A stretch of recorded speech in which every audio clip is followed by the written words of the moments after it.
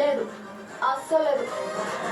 అస్థికలు నదిలో కలపడం కంటే ముందు పౌర్ణమి ఉంది కదా. ఉన్నచో ఇంకా ఉన్నచోని అడుగుతారండి గుప్తా గారు. మీరు మర్చిపోయారా లేదా నన్ను ఏమాచారం చూస్తున్నారా? పౌర్ణమి రోజు నాకు అనుకూలమైన రోజుని మర్చిపోయారా?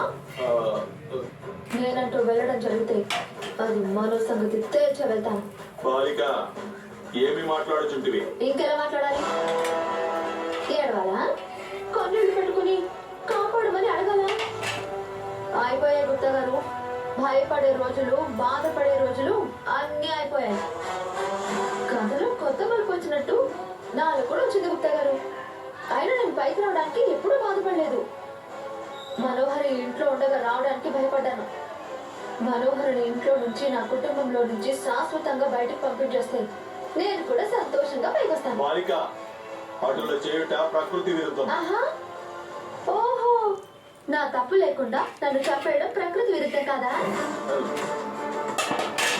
చూడండి గుప్తా గారు, నా అస్థికలు పౌర్ణమి కంటే ముందే నదిలో కలిపేసి ఉండొచ్చు, కానీ కలపలేదు. అంటే దేవుడు నాకు ఒక చివరి అవకాశం ఇచ్చాడు. నేను దాన్ని సద్వినియోగం చేసుకోబోతున్నాను. ఇది ఫిక్స్. నీవిచ్చడ బాధపడుచు కూర్చుంటివి కదా, నిన్ను ఓదార్చి ఆ బాధలోనే నిన్ను మా లోకములకు తీసుకుని వెళ్ళవల్లని కలగంటిని. ఓ, డిసప్పాయింట్ చేసినందుకు ఐఎమ్ వెరీ సారీ గుప్తా గారు.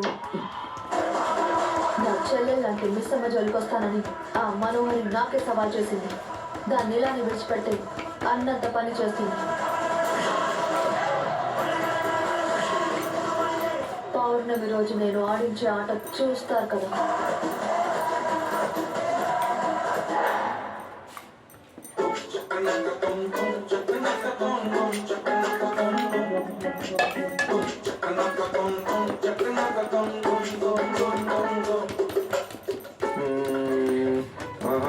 ఇలా కాదు,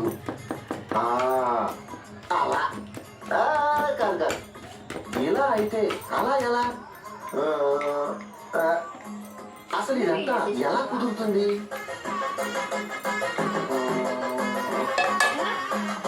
వీడియోనా షార్టా? మళ్ళీ అది వీడియో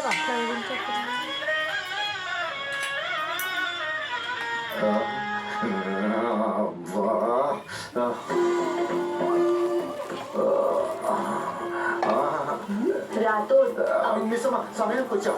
అస్థికలు కలపడానికి ఇంకా టైం ఉంది కదా, ఇప్పటి నుంచి ఎందుకు ఇంత కంగారు పడి ఆలోచిస్తున్నావు? అది కాదు మిస్సమ్మ, బాధ్యతలు నిన్ను నమ్మిచ్చారు బ్రో, అందులో ఏ లోటు రాకుండా చేయాలనుకుంటున్నావు, అంతే కదా? నేను చెప్పేది ఏంటంటే నీ బాధ, భయం నాకు అర్థమయ్యాయి. నువ్వు ఏ పనైనా పొరపాటు పడకుండా చేయగలవు. ఇంత చిన్న విషయానికి అంతలా ఆలోచించాలా రాతు?